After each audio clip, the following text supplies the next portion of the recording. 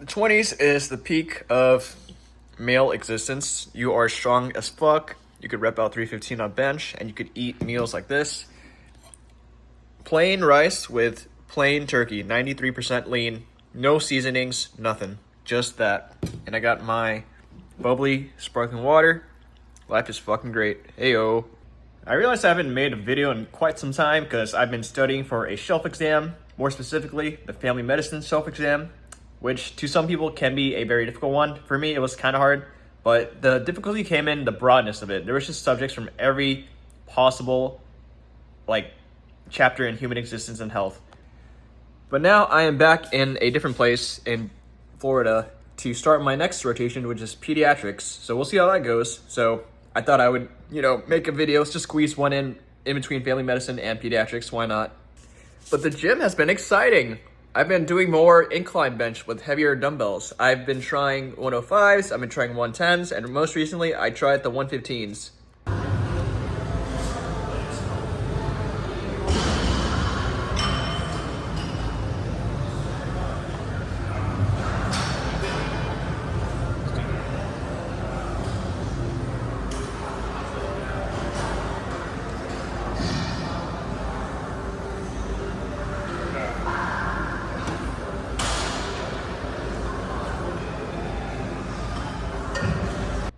So yeah, in that clip you just saw me struggle with 3 reps. No, I got 4 reps that day, but the 4th rep was just absolutely ugly. Just like an ugly 4th rep.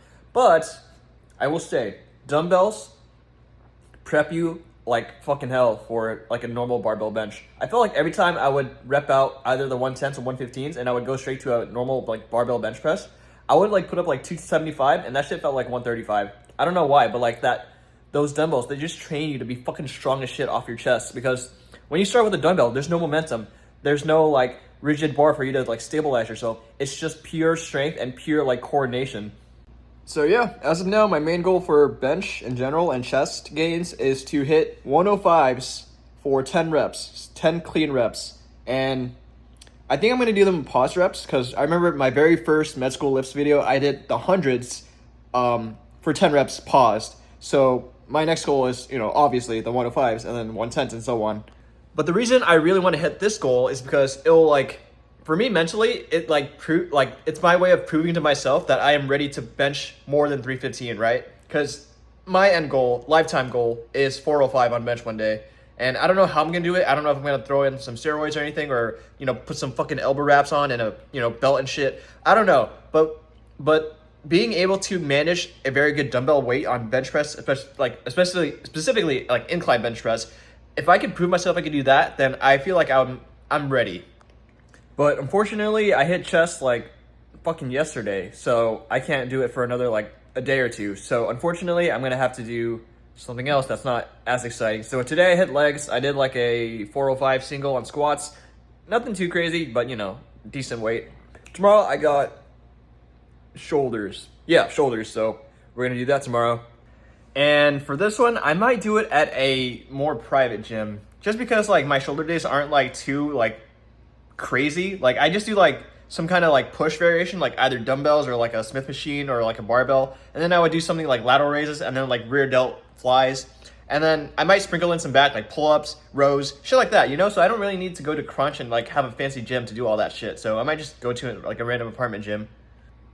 Yep, so that's the plan for today. I guess tomorrow, because I did legs today. But that's the plan for tomorrow. I'm going to finish up this food. I guess I'm almost done already, but I just got to finish the drink. But I will see you tomorrow. And I got some studying to do. The cool thing about free will is that you can do whatever you want.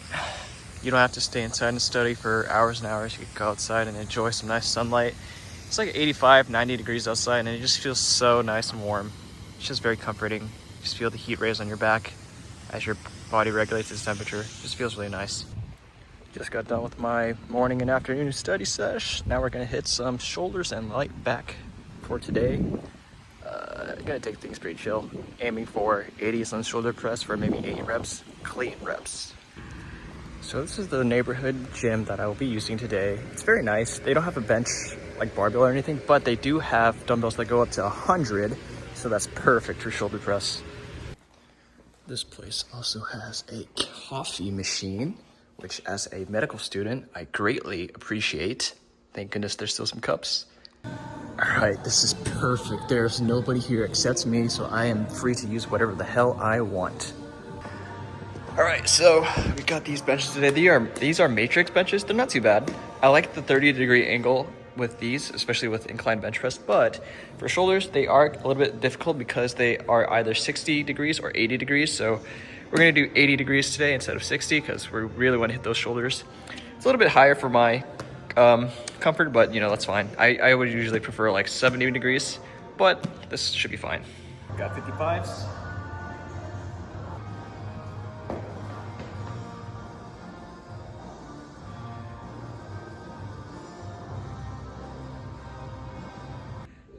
We'll just go straight into 80s, why not?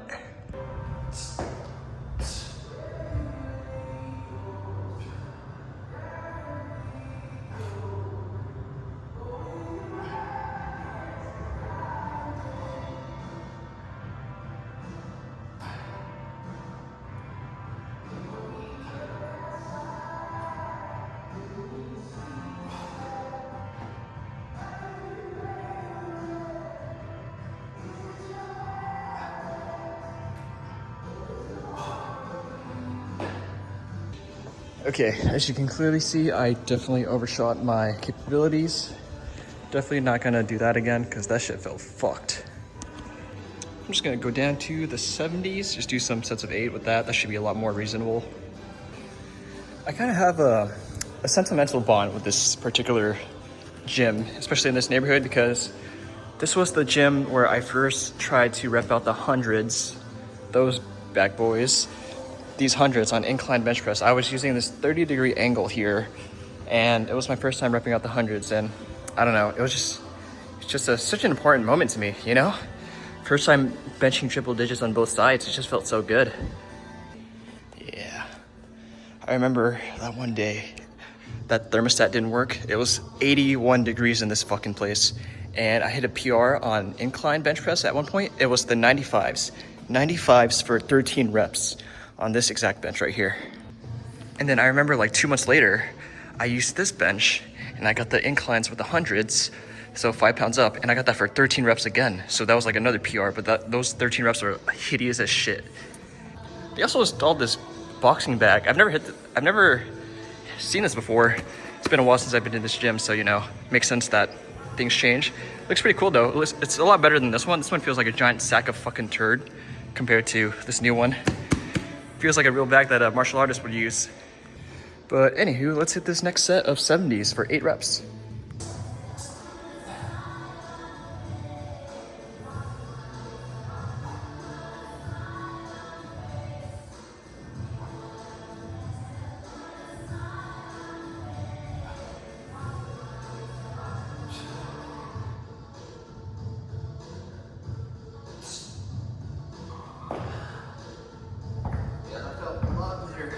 The 80s.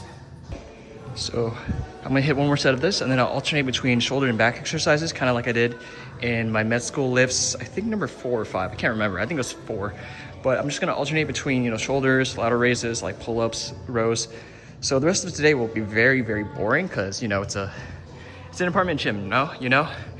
Not much exciting going on besides machines, so I won't record much of the rest of this workout, but the next one will be fun. Next one, we're doing incline bench again. We're gonna try to hit the 105s for 10 reps. Because I've been able to hit the hundreds for 13, then, you know, it makes sense I should be able to fucking hit those 105s. As such, peace out. I'll see you tomorrow or Tuesday. We'll see. All right, so I just finished the workout. It took like an hour and a half because, you know, it's a back and shoulder combined day. But now, I'm just gonna relax a little bit before I go home and make dinner, start studying the first aid book. But for the time being, I'm just gonna play some pool and take advantage of that fucking coffee machine. So one fun way I like to practice my pool skills is to just scatter the balls everywhere and just like randomly place the white ball anywhere and just try to hit all the balls into each hole with as little strokes as possible. Pause.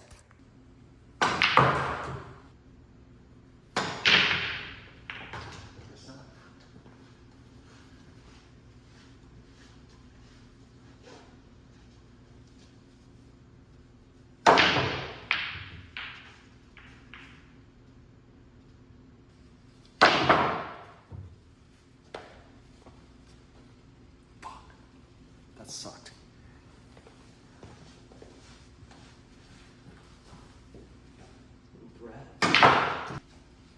One of the hardest parts of pool is hitting in a straight line, because that ball is about 8 feet away from me. It's the farthest distance. Yeah, just like that.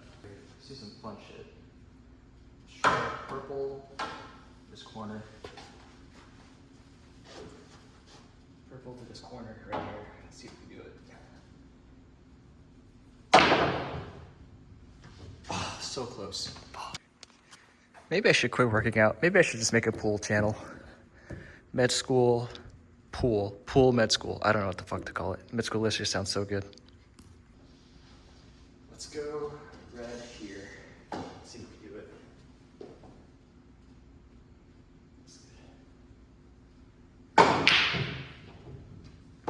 Clean.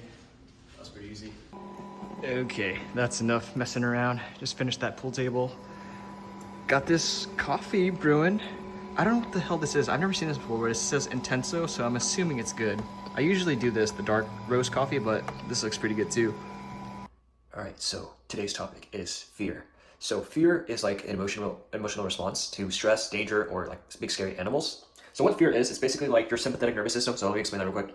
There are multiple parts of your nervous system, but a part of that is your autonomic nervous system. Your autonomic nervous system is basically the parts of the brain and the parts of the spinal cord that react to external stimuli without mental input. So when you sweat, when you start shivering, things like that, you know, it just happens. You don't think about it.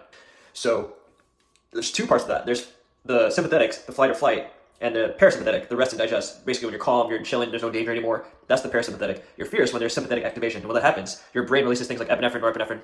I don't know if the brain releases it, but like it comes from your body. But like those molecules basically speed up your heart rate, speed up your metabolic rate. They increase your blood glucose levels to make sure that you have enough energy to respond to external stimuli, especially stress, like deadly animals, spiders, snakes and shit.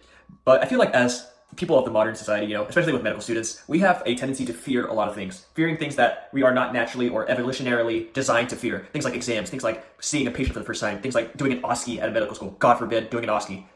But we learn to accept these challenges as things that stress us out, things that make us like stay up at night and just, you know, think about shit that is super negative and things that just cloud our emotions. You know, it's not good for you, but it's a part of life because in reality, if you don't do good at these things, eventually you will, you know, suffer. You're going to get homeless if you don't do well in these tests, get a job, buy a house and stuff. You know, you're going to get homeless. You're going to get sick because you're outside in the hot rain. You're going to just starve. So in a way, the sympathetics that we are like ingrained to are kind of like defense mechanisms for something that is so far down the line that we can't even see it. We can't even fathom that idea of failure and the idea of starving on the street one day. But it's necessary to remember that these external sources of stress are all that they are. They are just, I guess, arbitrary because they're all, how do I say, socially defined, socially constructed. That's the term. I haven't been in college in 3 years. I went to UCLA. They taught me a whole bunch of social sciences and I just forgot all of it. But our fears are essentially socially constructed because if you were to bring a caveman from 4,000 years ago and give him a job location, he'll be like, what the fuck is this? I'm going to go hunt a mammoth, you know? He's not going to know what it is and he's not going to be scared of it. But I feel like today we're just so scared of things that, you know, we give a lot of power to, and it's important to remember the fact that, hey, I am human, but there are things that I can control, and there are things that I can rethink in my life to make sure that I do not feel anxious about it. And a good example of this is my very first rotation, family medicine, right? I was kind of intimidated to see a patient for the first time because, you know, I didn't have a lot of experiences before going into med school, you know, doing clinical stuff, but sometimes you just gotta jump straight into the fire and unlearn that fear. And to unlearn that fear, the best way to learn is to do. And it's okay to mess up with your first patient encounter, especially in like something like family medicine, because you have a lot of doctors, you have a lot of nurses to support you and back you up. But it's important to jump straight into that fire just to see how you do it. And once you keep doing that, just practice jumping straight into that fire, you'll realize that whatever you were fearful of or anxious about is not very warranted because you did fine. And I'm not saying that your fears aren't, you know, valid because everybody feels these fears to some degree. I'm just saying to take those fears and challenge them one by one. And it's okay to be scared. It's okay to jump into your first patient encounter and be a little bit intimidated about, you know, them asking about diagnoses, them asking about tests, them asking you to interpret things, them asking you to pull records using a very janky computer system made from 1999. It's okay to be a little bit worried or scared about that things because it's a lot to juggle, especially when you're first drawing it out. But remember the first time you picked up a 135 bench on that damn barbell? You're like, oh shit, this is kind of fucking hard. All the other high school boys are repping this shit out for reps, and this is like my first time benching one plate. But you know, you got it. And then eventually you were like, okay, fuck, let's go higher, let's go 185, 225, 275, 315. And I know I use this fucking analogy so often, but just hear me out. There's always that level of fear that you kind of need because it forces you to become a better person. And I know that that fear nowadays is kind of distorted. It's no longer our biological, like, natural response to something that's actually scary, like a fucking tiger or a tsunami. It is kind of a socially constructed fear. But remember, these are fears nonetheless, and if so many people, like medical students, are having them, that makes it real. It's not like a artificial, bullshit. It's a real fear that people have, and it's important to recognize that it is okay to feel that way. But you need to put yourself out there. You need to jump into the fire. You need to put on fucking 45s on each side of the barbell and bench that shit.